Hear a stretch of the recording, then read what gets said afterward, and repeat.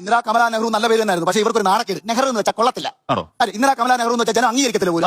എന്താ നെഹ്റു അത്ര മോശക്കാരനായിരുന്നു? ഇന്ദിരാ കമലാ നെഹ്റു എന്ന പേര് ഏറ്റവും മികച്ച പേരാ. അപ്പൊ ഇന്ദിരാ കമലാ നെഹ്റു എന്ന പേര് മാറ്റി ഭർത്താവിന്റെ പേര് ചേർക്കേണ്ട വല്ല കാര്യമുണ്ടോ? അതിനാൽ നമ്മുടെ അഖിലിന് മാരാർന്ന് ചേർക്കാമെങ്കിൽ ഇന്ദിരയ്ക്ക് അതെന്റെ ജാതിയതായിരുന്നു. നിങ്ങൾക്ക് ജാതി പേര് ചേർക്കാമെങ്കിൽ അവരുടെ സ്വാതന്ത്ര്യം. അത് അവരുടെ സ്വാതന്ത്ര്യം. ഭർത്താവിന്റെ പേര് ചേർക്കണം, അച്ഛന്റെ പേര് ചേർക്കണം, അവരുടെ ഇഷ്ടമാണ്. നിങ്ങൾക്ക് ജാതി പേര് ചേർക്കാമെങ്കിൽ 15 വർഷം പേര് ചേർത്തൂടെ? ഞാൻ പറയാം. പ്രകാരം സ്വന്തം പേര് മാറ്റാം. ഇന്ദിരാഗാന്ധിക്ക് കെട്ടേണ്ട പേരിന്റെ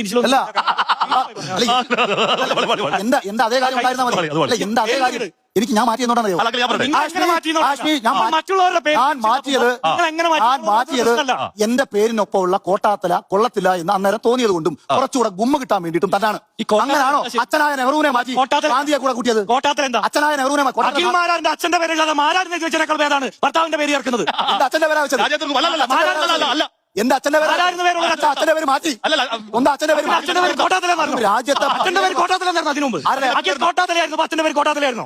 അല്ലല്ലോ രമേശ് ചെന്നിത്തല അച്ഛന്റെ പേര് അതല്ലെന്ന് അവരുടെ കാര്യമില്ല. അഖിൽ മാറ്റി അഖിൽ എന്തുകൊണ്ട് ഇടയ്ക്കിടയ്ക്ക് മാറ്റണം? ആശ്മി ഞാൻ പറഞ്ഞത് അത് കൊള്ളില്ല. ഇടയ്ക്കിടയ്ക്ക് നിലപാട് മാറ്റുന്നു, ഇടയ്ക്കിടയ്ക്ക് പാർട്ടി മാറുന്നു. അഖിൽ രാജ്യത്തെ മുഴുവൻ മനുഷ്യരെ ഓടിക്കുന്നു. ആദ്യം സ്വന്തം കാര്യം ഓടിപ്പോന്നില്ല. ഞാൻ പറഞ്ഞാൽ പറയാം. ചേടാ എന്റെ ജാതി മാരാരാടൂ. അല്ല അതിനു മുമ്പ് കരുണാകരന്റെ ജാതി മാരാരല്ലേ?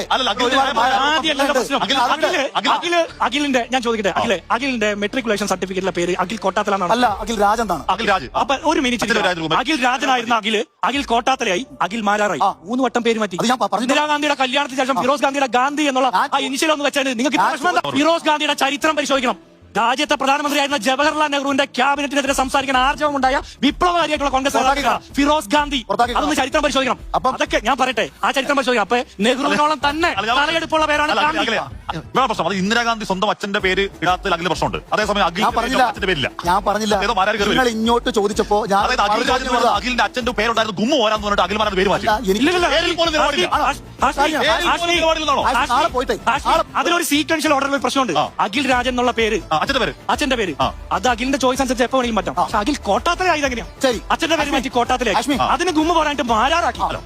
3 വട്ടം പേര് മാറ്റിയ ആള് മറ്റുള്ളവരുടെ കാര്യം 7 വർഷം രാജ്യം ഭരിച്ച നെഹ്റുവിന്റെ പേര് വെക്കാൻ മടിയായതുകൊണ്ട് ഗാന്ധിയുടെ പേര് കടം കൊണ്ടുവന്ന അച്ഛന്റെ പേര് രാജൻ എന്ന പേര് മാറ്റി കോട്ടാത്തല വെച്ചതെന്താ? അച്ഛന്റെ പേര് മോശമായിട്ടാ? രമേശ് ചെന്നിത്തല രമേശ് ചെന്നിത്തല ഇങ്ങനെ ഒരു അഭിപ്രായം പറഞ്ഞിട്ടില്ല. രമേശ് ചെന്നിത്തല ഇന്ദിരാഗാന്ധി എന്നുള്ള പേരിനെ കുറിച്ച് ആശയം പറഞ്ഞിട്ടില്ല. ഇന്ദിരാ കമലാ നെഹ്റു നല്ല പേര് തന്നെയായിരുന്നു. പക്ഷേ ഇവർക്കൊരു നാണക്കേട്. നെഹ്റു എന്ന് വെച്ചാൽ കൊള്ളത്തില്ല. ഇന്ദിരാ കമലാ നെഹ്റു എന്ന് വെച്ചാൽ ജനം അംഗീകരിക്കത്തില്ല പോലും. എന്താ നെഹ്റു അത്ര മോശം?